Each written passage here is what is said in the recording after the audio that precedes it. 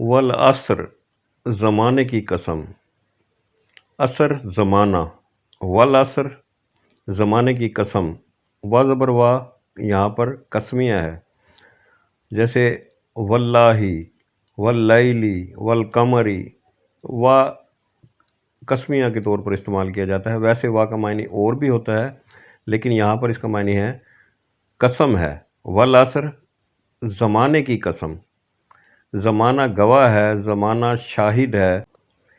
ان الانسان لفی خسر، بے شک انسان نقصان میں ہے۔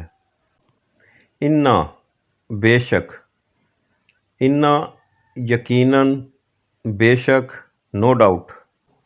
الانسان انسان، صرف انسان واحد کے لیے بھی استعمال ہو سکتا ہے، لیکن الانسان تمام انسان۔ ان الانسان بے شک انسان، یقیناً تمام انسان، اس میں کوئی شک نہیں کہ سب انسان لا فی خسر نقصان میں ہیں۔ خسر خسارہ، نقصان۔ لا فی کا معنی ہوتا ہے میں، اور لام زبر لا حرف تاکید، مزید یقینی بنانے کے لیے بات کو، لا فی خسر یقیناً نقصان میں ہے، سراسر خسارے میں ہے۔ ان الانسان لفی خسر، بے شک انسان خسارے میں ہے۔ الا سوائے، الا کا معنی ہوتا ہے سوائے، مگر، یعنی سب لوگ خسارے میں ہیں الا مگر، یہ لوگ مستثنی ہیں، یعنی یہ لوگ نقصان سے بچے ہوئے ہیں، ان کو نقصان نہیں ہوگا، یہ خسارے میں نہیں ہیں۔ وہ لوگ کون ہیں؟ آگے بتایا ہے الا الذین آمنوا، سوائے ان لوگوں کے جو ایمان لائے۔ الا سوائے، الذین وہ لوگ جو، آمنوا ایمان لائے۔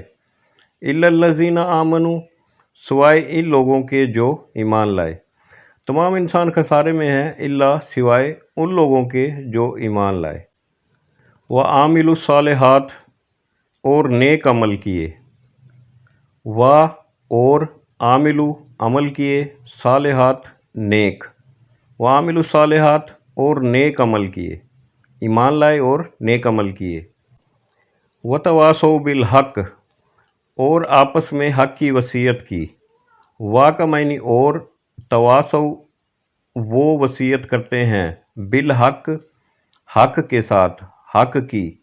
وتواصوا بالحق وہ آپس میں ایک دوسرے کو حق بات کی وصیت کرتے ہیں، حق بات کی تلقین کرتے ہیں، حق کی طرف بلاتے ہیں۔ وتواصوا بالصبر اور ایک دوسرے کو صبر کی نصیحت کی۔ الا الذین آمنوا وعاملوا الصالحات وتواصوا بالحق وتواصوا بالصبر، سوائے ان لوگوں کے جو ایمان لائے اور نیک عمل کیے، اور جنہوں نے آپس میں حق کی وصیت کی اور ایک دوسرے کو صبر کی نصیحت کی۔ ایمان ہی خسارے سے بچنے کا واحد رستہ ہے، کیونکہ ایمان لانے کے بعد انسان پھر نیک عمل کرتا ہے اور حق بات ایک دوسرے کو بتاتا ہے، ایک دوسرے کو حق کی وصیت کرتا ہے اور صبر کی نصیحت کرتا ہے۔